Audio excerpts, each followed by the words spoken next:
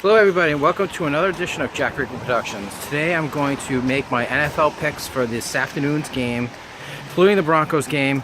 Earlier, actually last night, Friday night, I did a radio interview with Russ Gilman and I did a breakdown of the Broncos game.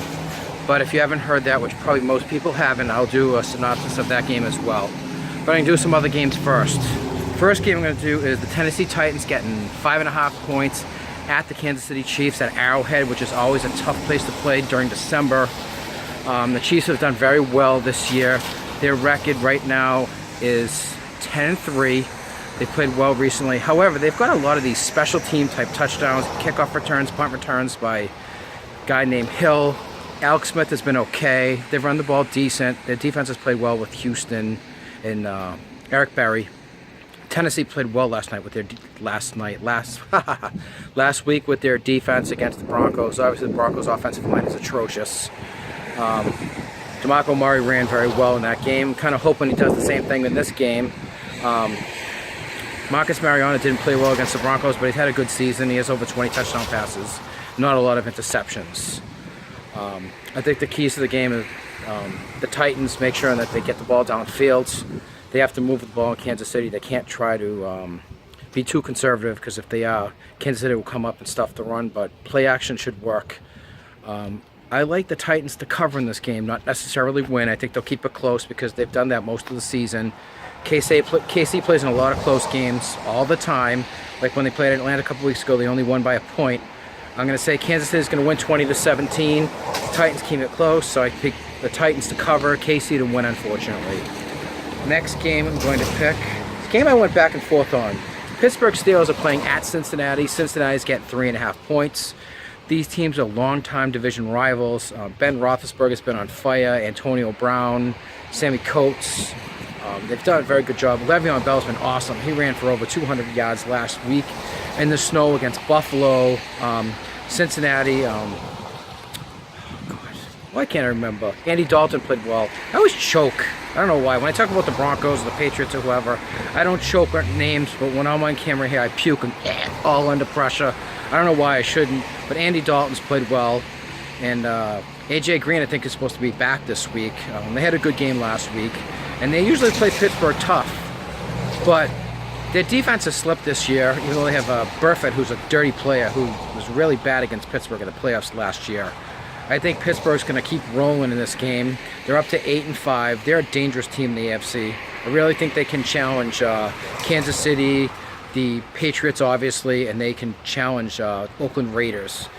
Pittsburgh 28, Cincinnati 20. I just think they're a better team. I was going back and forth. I like home underdogs in these games, but I really think Pittsburgh's better, and I picked them before the season to make the Super Bowl, and they're kind of looking like that team. When Roethlisberger went out and they had to play Landry, he was awful. When they got Roethlisberger back, they've been on a roll recently. They've done an excellent job, really have. I've always liked Roethlisberger. I think he's outstanding. He can throw the ball down the field. He scrambles not as much as he used to, but he's a tough guy. He can take a hit. He's got good weapons. Brown is awesome, really. Brown's about as good a receiver as you'll ever see in the NFL today, and he might be one of the all-time greats by the end of his career. He's only played like 5 years or 6 years, and he already has over 600 receptions. That's unreal. I think he caught 130 plus last year. I love watching the guy. He's incredible. All right, next game. Let's see. Interesting game, too. Spread's kind of low. Oakland is only favored by 2.5 at San Diego, division rivals. Oakland lost last week on Thursday night at Kansas City. I think it was 21-13. Derek Carr played really poorly. And I was telling Russ on the radio show that I was bothered by Derek Carr being in shotgun the whole game. I hate that. It's like popgun. Really, is this arena football that you have to always be under shotgun? Why can't you be under center once in a while and hand the ball off? It helps your running game. It helps your play action. Of course you can be under shotgun when you're in 3rd and down or if you're losing sometimes, but play under center. That helps so much. It is football. I hate that so much. I can't stand it. Elway played under center a lot of his career. Dan Marino played under center. Joe Montana played under center. I just can't stand shotgun the whole game. I think it's like fake football. I really like when you have both. You can do both. I'm not saying you shouldn't have. Or the pistol, or the wildcat, or all this other crap. Just play both, that's all. whatever. I'm old school. I'm not saying you don't do shotgun, but it shouldn't be the whole game. But Raiders have tons of weapons. With Mari Cooper, with Crabtree, who the 49ers never should have got rid of. Murray running the football. The Chargers are an enigma. They can score. Rivers has thrown a lot of picks this year. Matthew was telling me he has 17 interceptions. Rivers has had some brain farts at the end of games. I know against Miami he choked and threw a pick that really cost them. They had injuries this year too. Keenan Allen was lost for the season, the first game of the season. That really hurt them big time. Danny Woodhead as well hurt his knee. So, anyways, I like the Raiders to win 28-17. I just think they're a better team. They need to push for the playoffs. Maybe KC loses and they get a chance to win the division. Next one, here's a big one. Sorry, I just said Oakland. What a dip I am. Dallas is favored by 7.5 at home after playing 2 tough road games against Tampa Bay. Tampa Bay is now 8-5. They've played really well. Dallas is 11-2, best record in the NFL, tied with the Patriots. Dallas should play well at home. They can run the ball, obviously. The best running game. Zeke Elliott, their offensive line is excellent. They always do a good job. Good receivers, obviously, with Des Bryant, Cole Beasley, Jason Witten. They're stacked. Dak Prescott's done a good job most of the year. He really struggled last week in New York. But it's his first really bad game. That's what happens against young quarterbacks. They're not going to be good 16 games. Roethlisberger was excellent his rookie year. He struggled at times, too. He struggled in the playoffs against the Patriots that year in the AFC Championship game. They're not going to be great all the time. Now, Tampa Bay's really come on. I think they've won 4 or 5 games in a row.